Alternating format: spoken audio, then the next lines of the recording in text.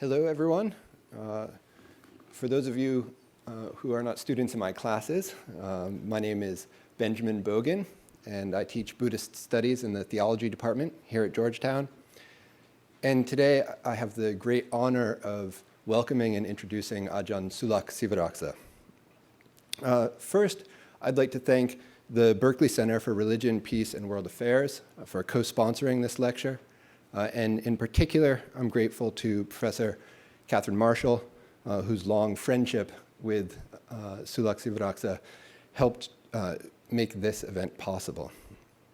I'd also like to thank the International Network of Engaged Buddhists, founded by Sulak Sivaraksa, for their co-sponsorship of the event, and in particular, Executive Committee member Matteo Pistono for his tireless efforts in arranging the logistics for Sulak's travel and hosting him here in Washington. In the world of engaged Buddhism, Sulak Sivaraksa stands alongside figures such as His Holiness, the Dalai Lama, and Thich Nhat Hanh as teachers who express the Buddhist Dharma in terms that apply directly to the contemporary world. In doing so, he has earned both global admiration, receiving the Right Livelihood Award, the Niwano Peace Prize, and numerous other international honors, and he has received political censure, including arrest, imprisonment, and exile. In Sulak's extensive lectures and writings, he's published over 100 books in English and in Thai, we see a Buddhism that is about much more than stress reduction or feeling good. By connecting the ancient Buddhist principle of nonviolence with a sophisticated understanding of the structural violence that maintains cycles of suffering for the world's impoverished and oppressed, Sulak articulates a vision of social activism and change deeply rooted in traditional teachings. Today, he will discuss this vision in his lecture on Buddhist economics in the age of globalization. As a member of the Georgetown faculty, I'm also delighted to welcome Sulak as a guest who embodies so many of the ideals at the core of our educational mission.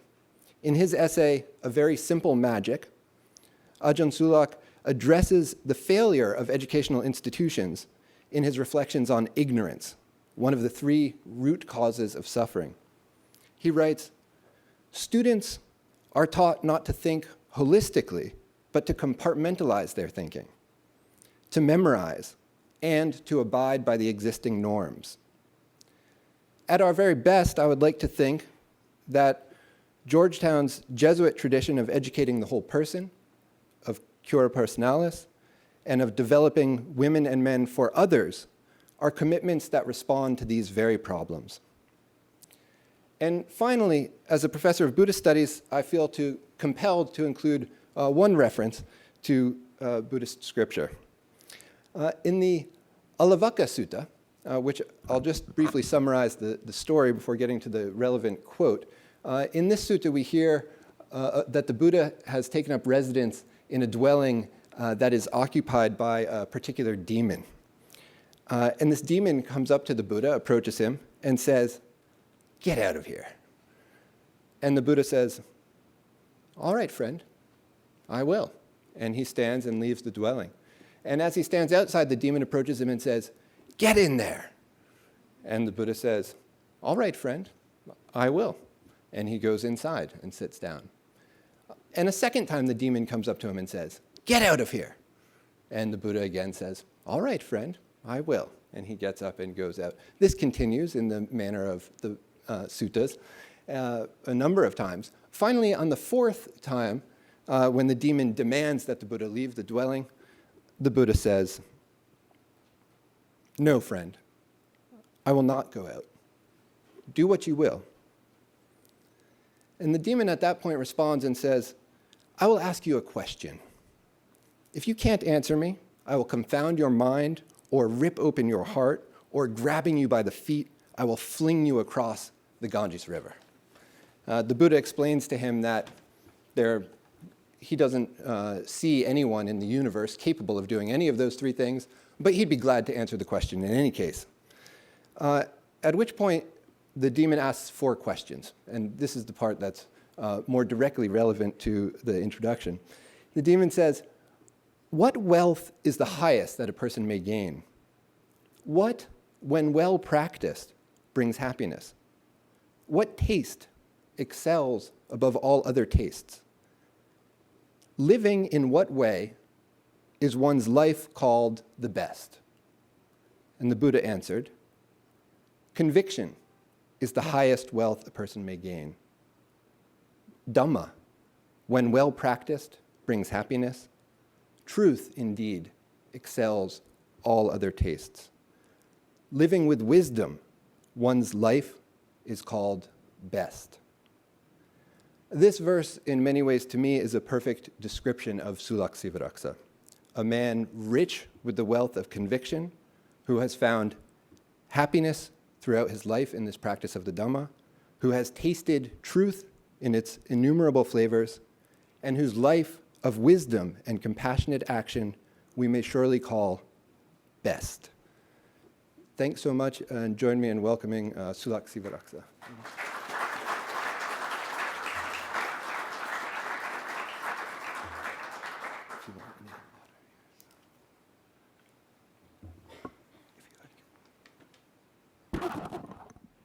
With such a wonderful introduction, please prepare to be disappointed. The topic of my talk is Buddhist economics in the age of globalization. In fact, in my latest book, The Wisdom of Sustainability, Buddhist Economics for the 21st Century, which is being sold outside. And if you buy, you can get my autograph. This is also advertisement. Since I am in the capital of the center of world capitalism, I have to start by advertising. In this book, page 12, I define globalization, one paragraph. But I think I better not read it. Otherwise, you may not buy the book. But to be precise, globalization is the new word coined after the word development became a dirty word.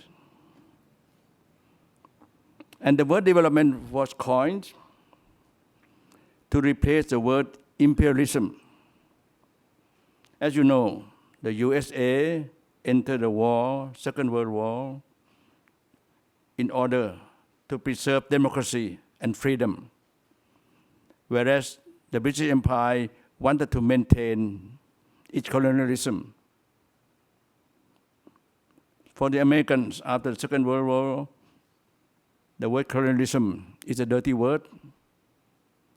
So when Mr. Truman became president, in his inaugural lecture, he said, the empire is no longer relevant in the modern world.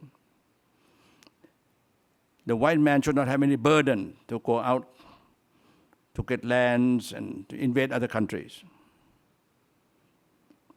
It is much better that those poor countries could develop like us. So development is the key word. Those poor countries are underdeveloped, but we are developed. We are rich, prosperous. If they follow our footsteps by opening their country up, try to be democratic, and that they can develop like us. We are a developed country. The underdeveloped could be developing country. And these words became sacred. In 1960, the UN developed,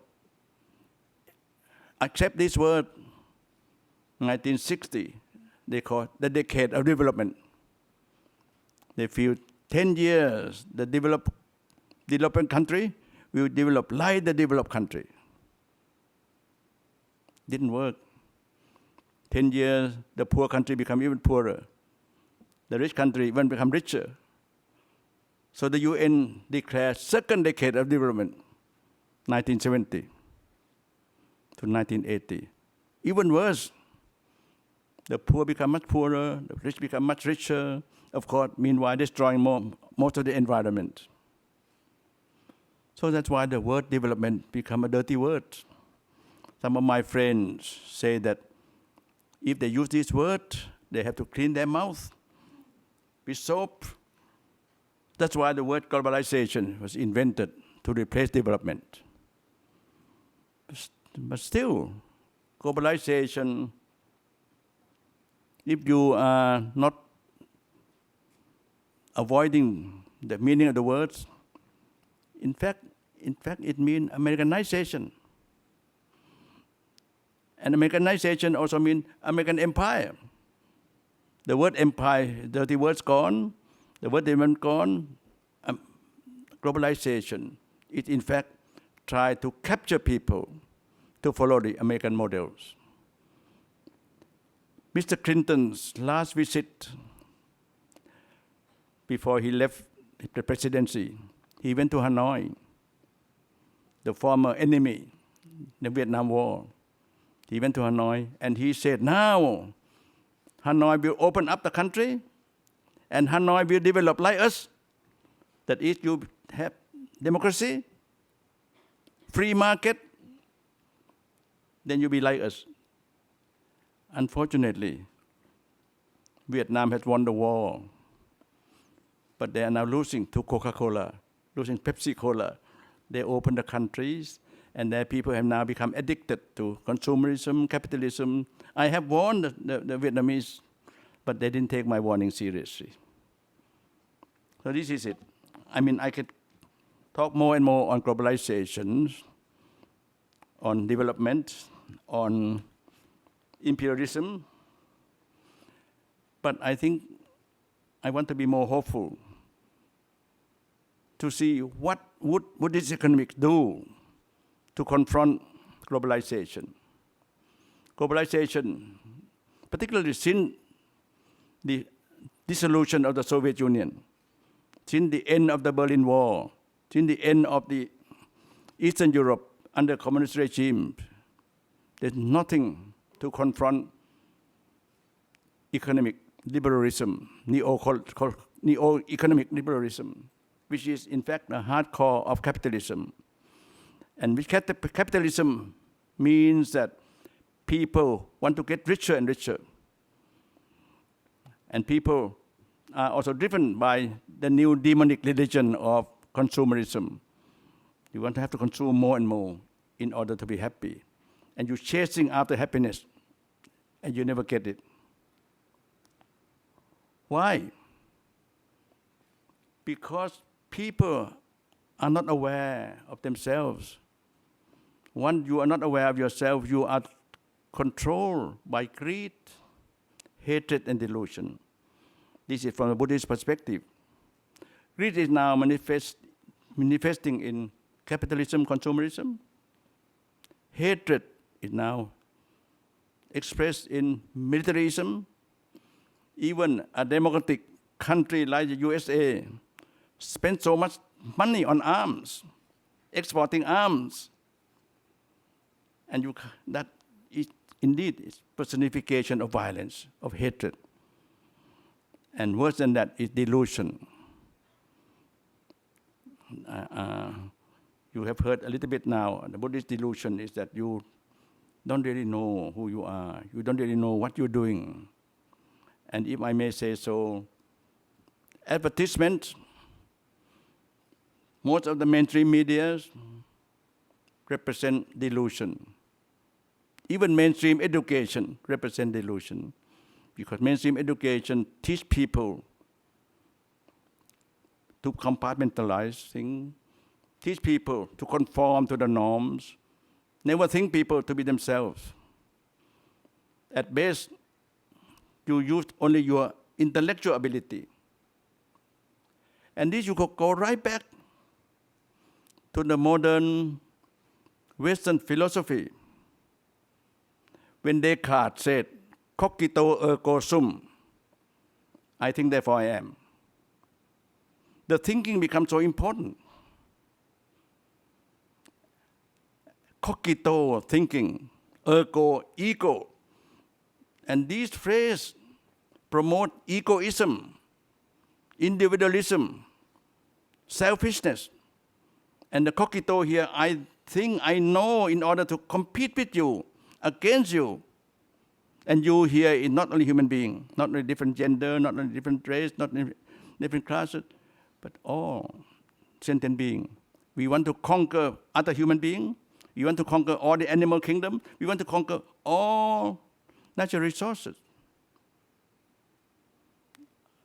I think that is the dilemma, starting from Descartes, which is a great philosopher,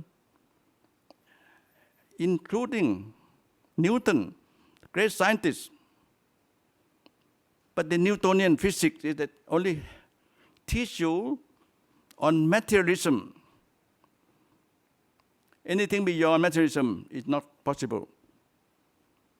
Everything has to be proved logically. It has to be experimented. But how can you prove about goodness? A great ethical philosopher at Cambridge, a contemporary of Bertrand Russell, wrote a book, G.E. Moore, a book called Principia Ethica. He said, goodness could not even be defined. You cannot even define goodness. But if you can't define, how can you prove it in the Newtonian way? You see, this watch is good because I like it, because it gives you the proper time, or because it's valuable. You see, but it's not, all these attributes doesn't prove the goodness of the watch. So in a way, Western civilization, Western education, Western philosophy have come to a dead end. Particularly Western economics. Because Western economics promote greed, promote capital. And I'm happy to say, even mainstream economists, like Joseph Stiglitz, who received the Nobel Prize for Economics, Amartya Sen, who received the Nobel Prize in Economics, have now come to the point that modern economics will not lead the world to prosperity. It will lead the world into ruin. You don't need to agree with me, but I quote big names in order for you to agree with them. If you disagree with them, you debate with them. Having said that, then what is Buddhist economics? In fact, the term was coined by a British who was born German, Fritz Schumacher. He went to England. He's not a Jew. He didn't escape the Holocaust from Hitler, but he went to England before the Second World War. He became very successful at London School of Economics. He became British subject, and he was so successful that the British asked him to join the coal board. The coal board, of course, in those days, coal was very important, very prestigious. After the war, he was sent back to Germany to help Germany developing, because Germany was very poor and was defeated in the war, and he helped the Germans. And the British thought Fritz Schumacher was so successful. They sent him to Burma. Burma was a British colony, just becoming independent. So Fritz Schumacher went to Burma. And then he wrote to the British government that the Burmese don't need to be developed like the British or the Germans. In fact, we in the West should develop like Burma. That's how he wrote the book on Buddhist economics. It was called Small is Beautiful. Small is Beautiful. And the subtitle is Economics as if Human Beings Matter. Mainstream economics, people don't matter. Capital matter. So it's become a very important book. In fact, the British celebrated Fritz Schumacher's centenary last year. Try to serve people to understand that Buddhist economics is very important.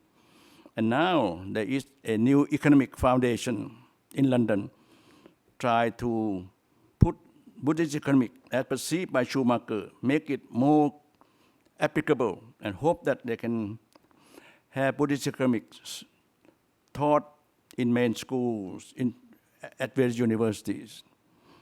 There is also a Schumacher College in England, also working with the Buddhist Economic Foundation, try to put Buddhist economic into being. And of course, you don't need to use the word Buddhist either. You can use economics that can make people happy. You can call it spiritual economics, but economics that people matter. But not only people matter, animals must also matter. The Mother Earth must matter. The whole nature must matter. I'm very glad. Before coming here, I was at Berkeley. Not only at the Berkeley Center this afternoon, I was at Berkeley, California. There was a week international gathering on the economics of happiness.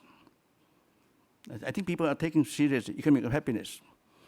And the economic of happiness, the issue is in contrast to globalization. You must have localization. I think localization rather than globalization. That's the issue.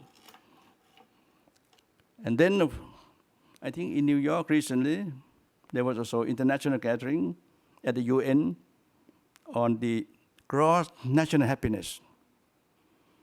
Started from the small kingdom of Bhutan by the former king, and they have meeting internationally. First time in Thimphu, the capital of Bhutan. A lot of international people interested in the well-being of people attend the meeting. And the second meeting took place in Nova Scotia, Canada. The third meeting taking place in my own country, Siam, which I never call Thailand. You can ask me why. Then Brazil. Then New York, the last meeting just recently held. So obviously people are much interested now in gross national happiness versus gross national products. Mainstream economics promoting gross national products. The more you produce, the better you are. But you're not happy. Now even the Chinese are very proud of their gross national products. And they control the world market with their stuff. Even the great American government borrow money from the Chinese. But nobody in China is happy. The top Politburo not happy. They're fighting each other like cat and dog, or worse than that. And the poor people in China have been maltreated very badly in order to sell goods cheaply. So that's why I think people are looking for happiness, not products. So I think that's a good sign. And as you know, at Davos in Switzerland, every year, top economists meet there. Top politicians meet there. But last year, they invited a French Buddhist monk to address the gathering on gross national happiness. And this Buddhist monk is a physicist. His father, even more famous physicist, and he became Buddhist because he seeks happiness beyond the mundane. So I think Buddhist economics have something to say. What Fritz Schumacher started 40 years ago with his book, Small is Beautiful, was a good beginning. For him, Buddhist economics means right livelihood. Right livelihood means you don't exploit yourself, you don't exploit others. That's the key from a Schumacher's point of view. And he also proposed appropriate technology. He said we are now controlled by the more complicated technology, the more we are under their mercy. And if we believe that technology can help to solve the world, we are in danger. You may have heard what the disaster took place in Japan the year before last. because the Japanese are competing with the West with the latest technology. And that latest technology is now killing the Japanese. And yet mainstream politicians, economists in Japan feel that they can do better. In my own country, supposed to be a Buddhist country. And last year, big flood. And the top people, the mainstream people, politicians, economists, technicians, they said we can have better dam, better technology. But from the Buddhist point of view, that is hallucination. You can never control nature. Nature, in the Buddhist word, nature is born out of Dhamma. You can use the word Dhamma, you can use God if you wish, or you can use something sacred, something omniscient, something universal, something mysterious that we don't understand. But if you train your mind to be more humble, you train your mind to be less selfish, the chance to understand nature is much, much, much more so. I think what we need to learn in the Buddhist economic, first of all, learn to be humble. Learn to realize that other people are as important as we are. Or indeed, the more you think, respect other people, the more you're going to be a better human being. At the meeting in Berkley, the economics of happiness, Helena Noble Hodge, who started that movement, some years ago, she wrote a book on ancient future. She said, future of the world is not New York, not Washington, D.C., but Ladakh, a very poor place, the poorest part of India. But the people in Ladakh are full of happiness. Nobody felt they were poor. By Western standards, they're very poor. They have very little. But they give so generously. They think that we are all interconnected. And not only that, they believe everyone is their mother. I went to Ladakh 20 years ago. They call me mother. Oh, I was so pleased at that time. My tummy was a little bit big. I thought I may deliver a baby any time now. But they said that you must be serious. You are not my mother in this life. You may be my mother in the last life, if not the next life. Happiness when you regard somebody as your mother, that's happiness. Because your love to your mother and your mother love to you, it's essence of happiness. The Buddha said in one of the well-known sutta, a mother willing to protect her child, her only child, by willing to sacrifice her own life for her child. Let all of us follow that mother, willing to sacrifice our life for all sentient beings. I think this is the gist of happiness. When you regard yourself less important, others are more important. And of course, Schumacher wrote Buddhist economics as an outsider. He himself was brought up as an agnostic Protestant. He ended up becoming a Catholic, a very appropriate place to praise Schumacher. He became Catholic at the end of his life. But his contribution to Buddhist economics is wonderful. From an outsider who is not practicing Buddhism. For those who practice Buddhism, Buddhist economics means, number one, be aware of greed, hate, and delusion in yourself. And to do that, you cannot use the Cartesian approach. Your hate alone is not sufficient. You must cultivate your heart. You must realize that what is the most important element in your life. Sometimes when we are very well educated, we forget what is the most important element in our life. Anybody want to volunteer to say what is the most important element in our life?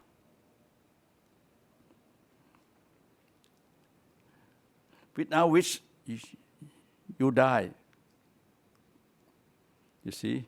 It is so important that we forget breathing is the most important element in our life. If you don't believe in the Buddha, you stop breathing for 5 minutes. We breathe in all the time, 24 hours a day, 7 days a week. No stop for Easter, no stop for Good Friday, and tomorrow is our Chinese New Year, no stop for Chinese New Year either. But what do we breathe in?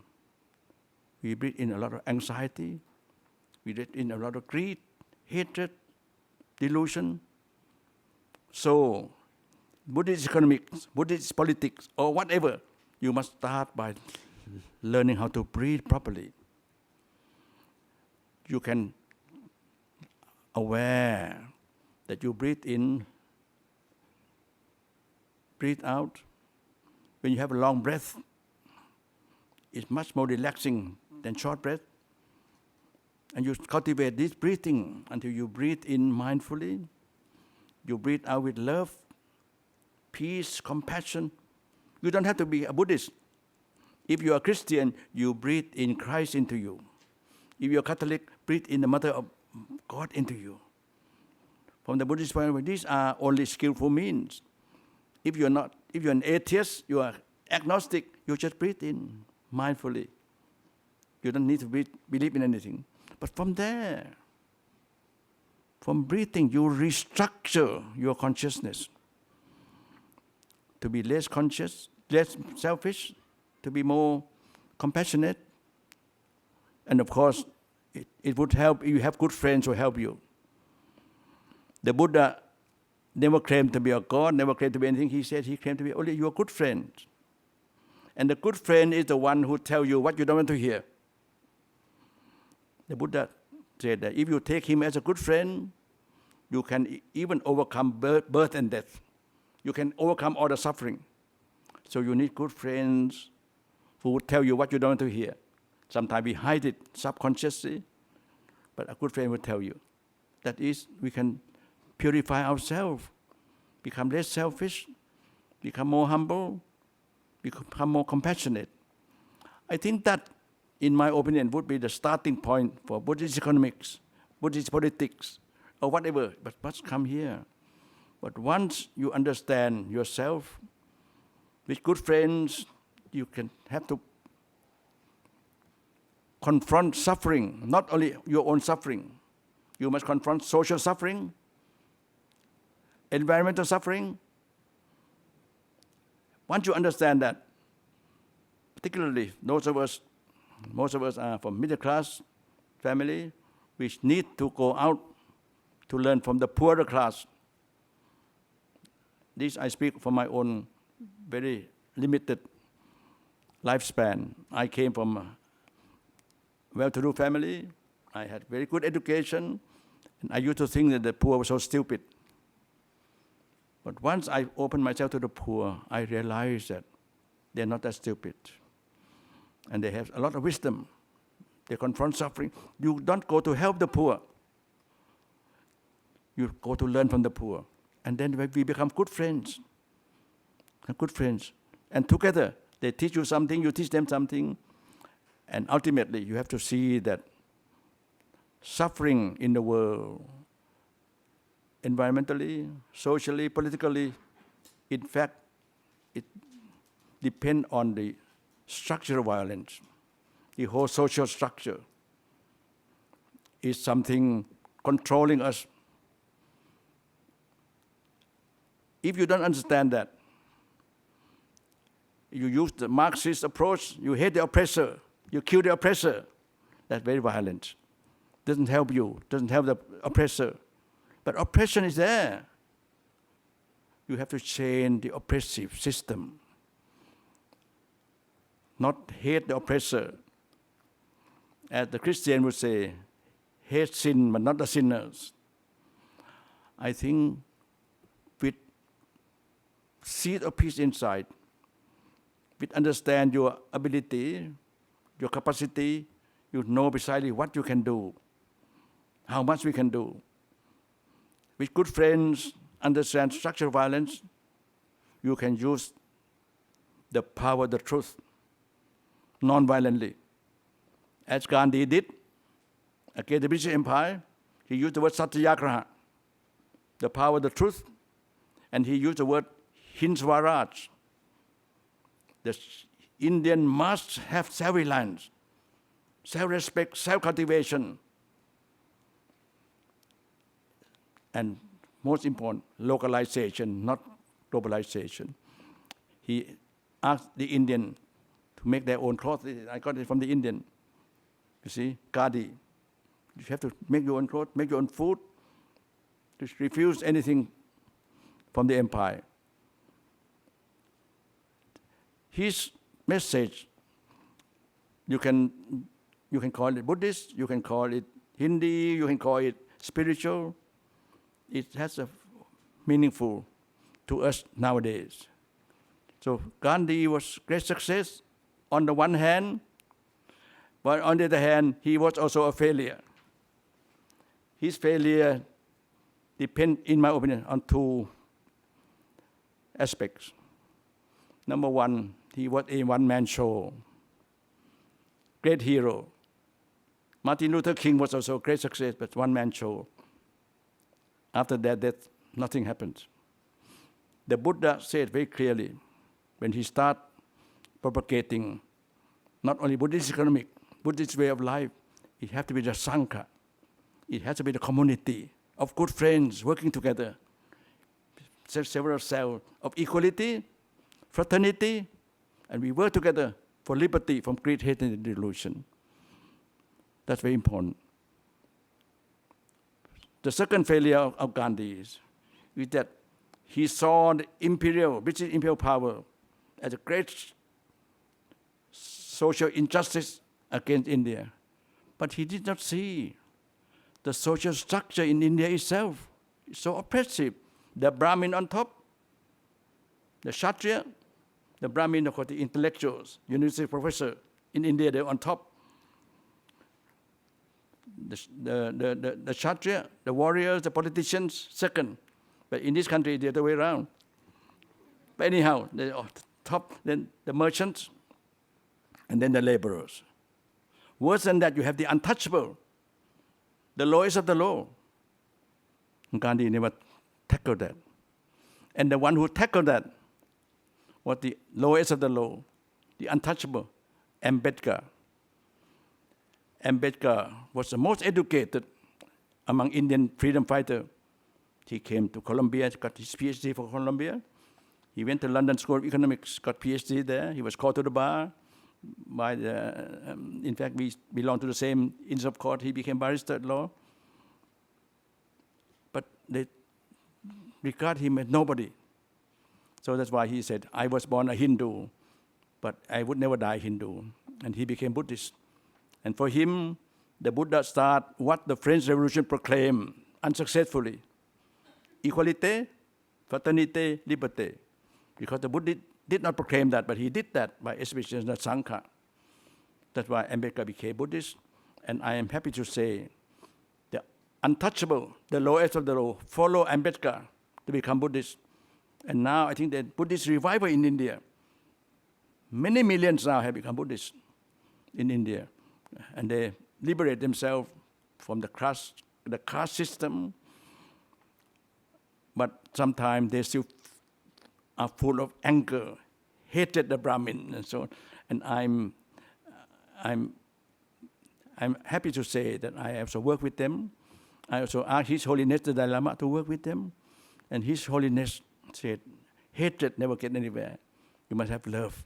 As the Dalai Lama said, even the Chinese been oppressing the Tibetans for so long, he asked all Tibetans, and not only Tibetans, all of us to love the Chinese. And when he came to talk to the untouchable, he asked them to love the Brahmins. I think love is very powerful. Compassion is very powerful. But only love and compassion, you could become a goody-goody. You must understand the structural violence. And you change the structural violence meaningfully, skillfully, non-violently, truthfully. I think that will be putting Buddhist economic properly, challenging globalization, back to localization, beyond Cartesian, Newtonian concept. I just want to end my talk here so that if you wish, you can challenge me, or you can ask me questions. If I don't make any clear, please help me to make it clearer. Thank you so much for your attention.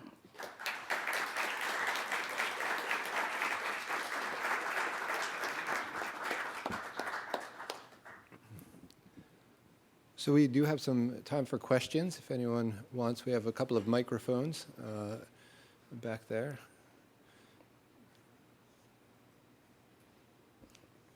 Structural violence is explained in page 13, if I may say so, very clearly, 2 pages.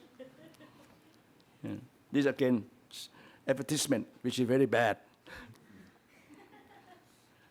But structural violence, you have to see clearly, you know. People don't realize that this bottled water is structural violence. Don't you realize that we pay more for water than we pay for gasoline? And you know why we have to have this bottle and we throw it away? And you know how bad these are made? The Buddhist economic or the teaching of the Buddha teach us to understand they are all dependent, interdependent. If you see that, then you can see the structure clearly. Otherwise, we are just go by habit. And habit of the globalization is they want us to follow what the established order want us to follow. You have to learn to be a rebel, non-violently, but truthfully. Yes, the lady first, and the gentleman next. Here. But how can we apply the Buddhist concepts in our life if we live in a place where everything revolves around this? Apply the Buddhist concept to what? To our lives here if we are part of a system where everything revolves around materialism. I can't get it clearly. What is her point? So within a system within a system that's based on materialism, how is it possible to apply these Buddhist wonderful. concepts? Very good question. The key teaching of the Buddha is the Four Noble Truths. The first truth is the truth of dukkha. You have to understand the suffering in yourself and in the world, in society. Whereas consumerism wants us to tell that we are so happy. The more you consume, the more happy you are. This is delusion. Once you are aware of that, now we are in the society full of violence. You are aware of that. Number one, how can we help lessen violence? You see, if you are addicted to television, advertisement, perhaps you can do away without television, without advertisement. You're so much addicted to all these computer and so on. Start where you can. But if you accept everything, you're just blindly following. Once you start and then have good friends together, then we can change things gradually in small groups. And nowadays, it's easier. You can link internationally. And you link. You don't have to be Buddhist. You can link with Christian, with Muslim. The idea is that we all need to be spiritual. We need to have moral courage. And things can be changed. You see, Aung San Suu Kyi, one woman in Burma, they put her into house arrest twice. Each time is 6 years. But she had deep Buddhist meditation practice. And when she received the Nobel Peace Prize, her book came out, Freedom from Fear. Once you overcome this fear, that means that the word fear in Buddhism is called bhaya, afraid. And forgiveness is called apaya, no fear. You see, if once you have no fear, everyone is your friend, no enemy. I think once you cultivate that, you can change yourself, you can change a lot of things. I myself is a small man. I try to cultivate no fear in myself. Not always successful, but gradually you build up, and then you can see people as friends, not foes. Your question? Thank you very much for your talk. I think this is a really interesting topic. I just came back from an economics class today, and we were talking about how self-interest is the ultimate goal of the individual in the economy, and that leads to an efficient marketplace. And I think that arises because it comes from the assumption that wealth, money, is the means, is a grantor of happiness. And from what you said today, you had said that what we can learn from the poor is that the greatest place of happiness is Lorda or Larda. And it sounds like what we need to do is not focus on the individual, but focus on the community. And I was wondering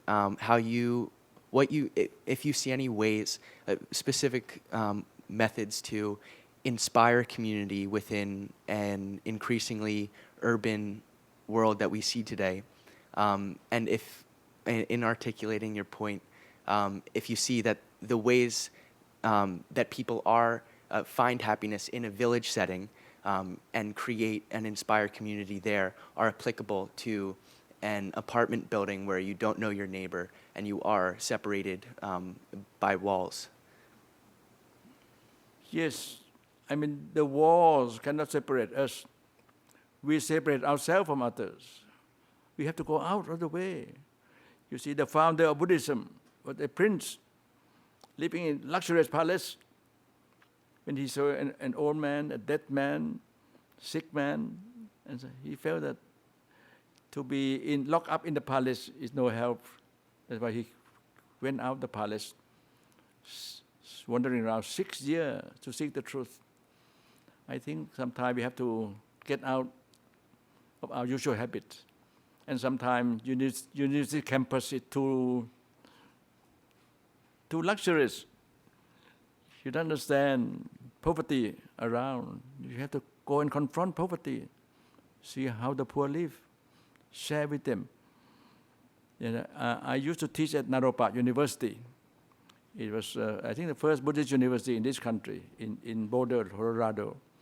For those who did the course, MA course on Buddhist studies, they have to come and live in New York in the winter with $1 a day. So they had to experience suffering of the New York people, and then how to find out that cause of suffering and how to overcome that suffering. And by doing that, they also have some meditation teacher to help them, to guide them. I think that's essential. Confronting suffering, at the same time learn to be mindful, learn to synchronize your head and your heart. I think that's possible. Otherwise, it's not possible at all. And even the word Naropa University. Naropa was a great teacher,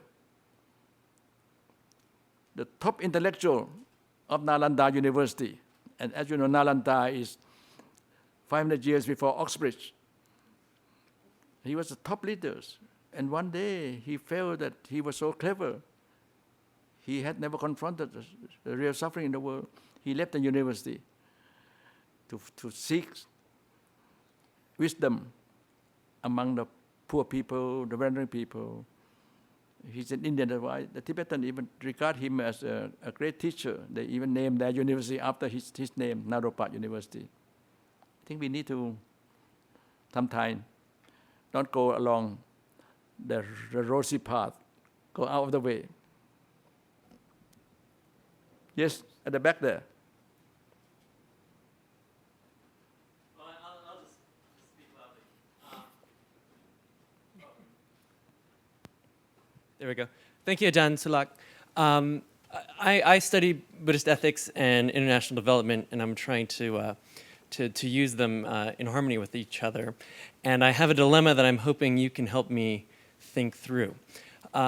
Should Buddhist economics, should the focus of it be the ending of suffering, or should it be the promotion of happiness? Because, we have a lot of gross national happiness focusing on happiness, but when I look at what they've done in Bhutan with different attempts at happiness, they seem to focus more on ways people suffer. So if you could just have some thoughts on that, I'd be very Well, ultimately, in the Buddhist context, real happiness is no more dukkha, no more suffering. But that, of course, is ultimate. So you have to realize that our happiness, it in fact consists of other unhappiness elements into that happiness. You know, we eat food. If we don't understand structural violence, the food that we eat, in fact, not to mention chemical stuff, not to mention transnational corporation which control the food. See, that's why if you are aware, at least then perhaps you can have local food than globalized food.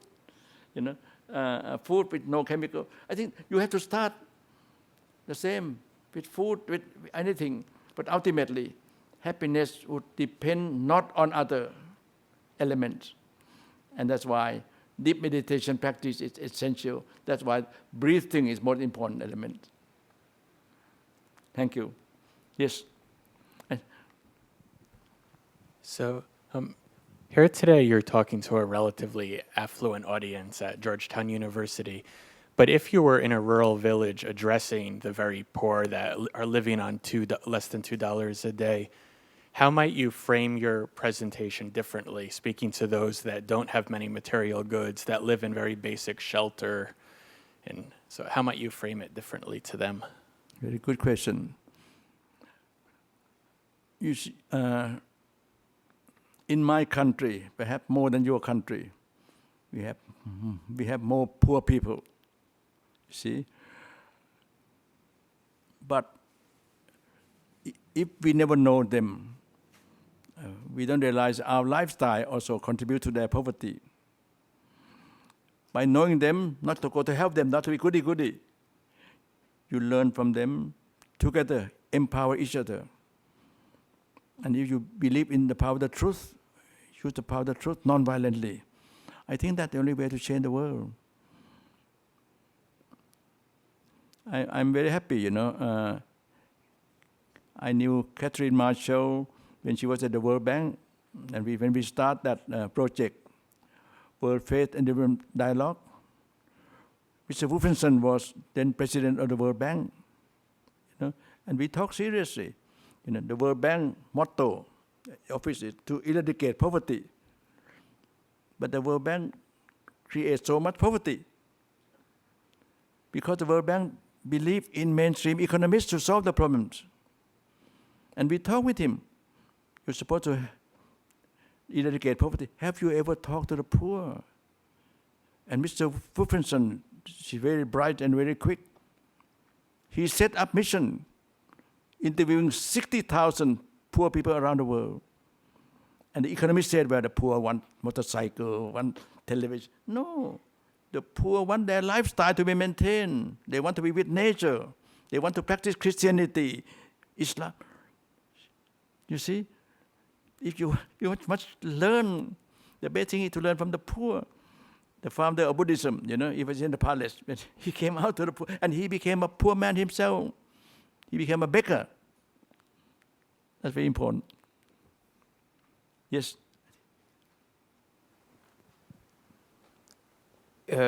Since greed, hatred, and delusion are the main causes of suffering, then the people who are in charge of, for example, large corporations that do cause a lot of suffering for other people in a globalized economy, then these people must be the ones suffering the most, Yes. or very much. So therefore, it is especially these very rich, greedy, hateful, and delusioned people who need to be engaged as well. And I was wondering what form that engagement could take with a CEO, for example. Very good question. You see, the Buddhist concept of Kalyana Mitra, you must regard everyone as your friends. The oppressors are also our friends. That's why the Dalai Lama tells us not to hate the Chinese. Just try to have dialogue with the Chinese. And again, you see, you may feel, oh, long time, 50 years, oppression is going on. But you can see the change now, even in China. The top Politburo have now, some of them have now become spiritual. But of course, the power struggle is still going on. But I think if you look at the good nature of everyone, the Quaker said everyone has God in them, in ourselves. The Buddhists also believe we all have Buddha nature. Open Buddha nature. From the rich, of course, much more difficult.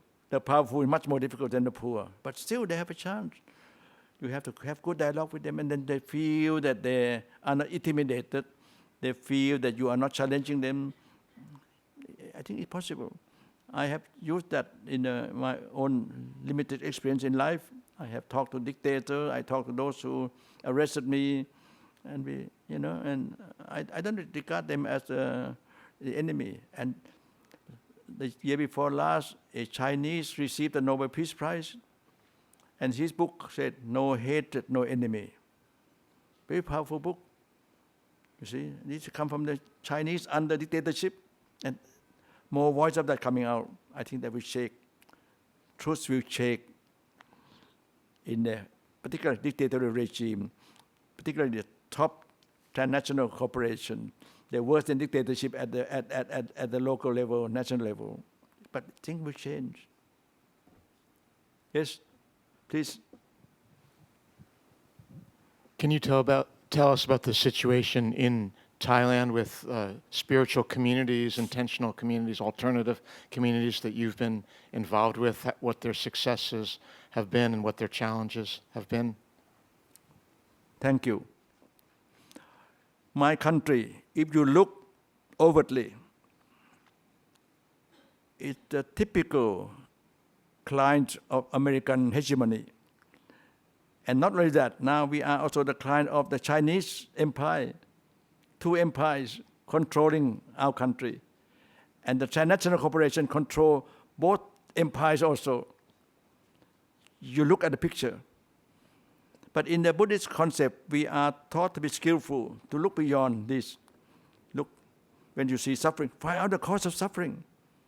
Those people who feel that they run the country are controlled by greed. That's why we don't even allow the Dalai Lama to come to my country, because the Chinese say so. Last year, I tried to invite the Dalai Lama's sister. They even said no. But I think these top people will not last that long. I try to have dialogue with them, but sometimes difficult. But one good thing in my country, the NGO movements are very strong, perhaps strongest in Southeast Asia. They're strong because they have no power. They're strong because they have no money. And they have to work, to have contribution from the public. And they have to be good, they have to be transparent, they have to be accountable. And so we start this when we were under dictatorship 40 years ago. And we every now and again become democratic, informed, but the NGO movement have been, and I got involved with them. I said they need to be also spiritual. They need to also learn to be nonviolent. They need to, and they're growing. And on top of that, the grassroots people, the poor, they form themselves into, they call the Assembly of the Poor. Tremendous. All over the country. And they care for me more than I care for them. When I was arrested, they have the ceremony, soothing my spirit. This is pre-Buddhism. And they even boiled egg, asking the spirit to protect me. And when they broke the egg was perfect. They say, Ajahn, you won't be in jail long, you'll be free soon. They empower me.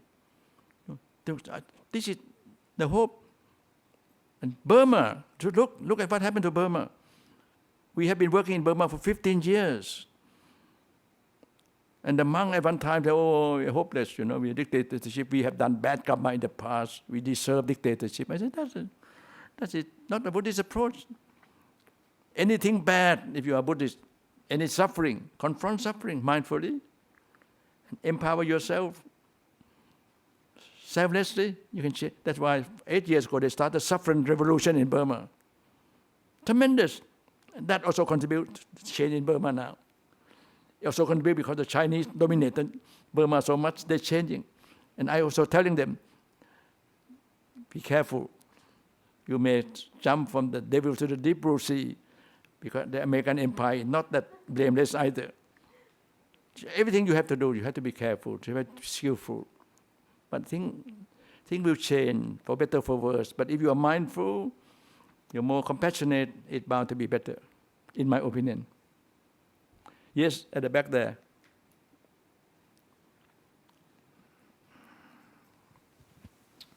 Hi, I really liked your talk, but one of the things I was interested in was whether you're optimistic for, that things are going to change, especially in the West. You mentioned that you thought that Western economics had come to a dead end, but it seems like there's still a lot of money and a lot of people that want to keep things the way they are. And so I was wondering if, I know you're very hopeful that things will change, but I was wondering if you think they actually will, or how things will be in 20 years. Very good question. Catherine Marshall was president of the Judicial Committee, which selected me for the Niwano Peace Prize. I received it last year. It's known as the Nobel Peace Prize of Asia. And in my acceptance speech, I said, when trees fall, they make a lot of noises. But when trees are growing, no noise. The bad thing in the world is very noisy. And of course, the media also promote that. That's so that you confront more violence in order that you feel insecure, you consume more. That's a bad sign in the world. But there are many good signs. Many trees are growing. You see, even in my country, it's tremendous. If you look at the Sangha, the mainstream Buddhist authority is awful, dreadful. They're part and parcel of consumerism, capitalism. But there are some young monks. And now we even have women monks. Tremendous. You see, I mentioned today at lunchtime, in Taiwan, we have female monks 6 times more than male monks. And female monks, there's no sex scandal, there's no financial scandals. And tremendous, they produce the best hospital, best university. And one female monk I'm very friendly with, I admire her so much, she's much younger than me. She organized with the Christian, with the monk, male monk, have public opinion, stop the government to have the casino in Taiwan. I think wonderful things are growing. We have to concentrate more on the positive side, not to ignore the negative side, promote more positive side. Yes? I have a question about that. Yes. Female monks in your Sorry, I can't hear you. Can you? For female monks in your country, what is your view on the oppression still for the ordination of women in Thailand? Is that a government issue still, or is it sort of still combined with the beliefs of Buddhism? Which My view on women, is it? The ordination question, is that something that is We feel the a problem with government. the government, or is it within the Buddhist Sangha itself? But we don't take the government seriously. And we don't take the male Sangha seriously either. You take what is truthful seriously, what is essential seriously. And now we have the female Sangha in my country for 10 years now. And 10 years mean that the male ordinance, the female ordained could become preceptor. The lineage will start to carry on. See? Of course, the government don't regard them as monks. Never mind the government. So it's growing. So something growing. Don't care about the establishment. The establishment always behind us at the time. They're all male chauvinistic. I think we have to promote. And the more you promote women liberation in a compassionate way, I think we need that. The world needs more compassion of women. We need yin and yang. The male element is too strong. And unfortunately, some women, when they become power, they adopt the male element. Look at Mrs. Thatcher. Look at Mrs. Gandhi. She was even killed because she became too much of a man. And people like me like to be more female. Perhaps I can deliver the baby as the Ladakhi want me to. Yes? Yes? Thank you. So, Okay, 1 or 2 more questions, right? Thanks. So you talk about knowing yourself's capabilities and understand what you can do. So when you come to a limit, so how can you perceive that limit? Is that your actual limit, or you have to fight yourself harder to get through that limit? Or so how can you see? What is the gist of the question? I'm afraid. Could you just? Sorry. So like when you come to a limit of your capabilities, how can you overcome this limit, or you acknowledge that it is your limit, actually your limit? It's a wonderful question. We all have our limit. We all have our drawbacks. We all have negative elements in ourselves, but we also have the positive elements in ourselves. Huan Chang, the Chinese monk who went all the way to India, and she spent, at that time, you were not allowed to leave the great imperial China. He went, and he became dean of the Nalanda, the great university. He spent entirely 17 years, and he wrote a book which mentioned we all have store consciousness, alaya vinyana. This store consciousness in ourselves, we don't know where it is, but it buries our seed of greed, seed of hatred, but at the same time, seed of enlightenment, seed of compassion. That's why you need to know yourself. And you know you are a greedy person, don't promote greed. You are an angry person, don't promote, don't fight with anger either. Acknowledge anger. But then you realize that there are also seed of peace, seed of loving kind. Grow that, just like you grow trees, you see? And the negative element will die. The positive element will grow up. And we become a holistic person. We become much less selfish.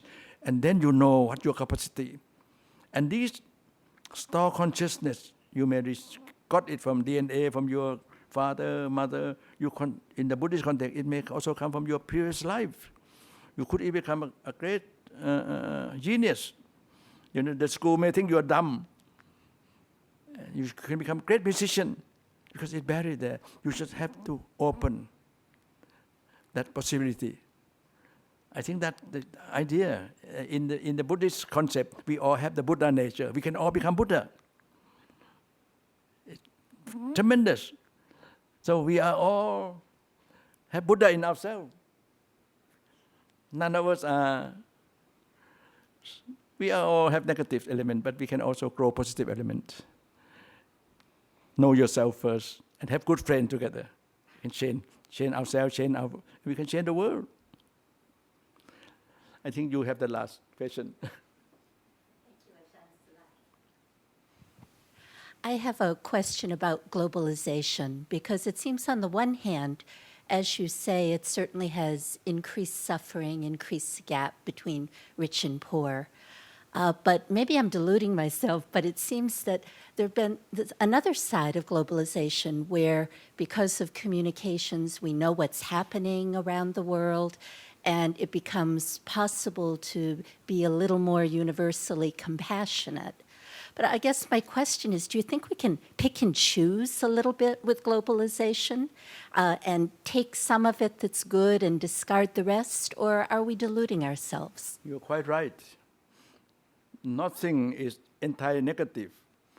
I would be backing globalization 100% if it's really globalization.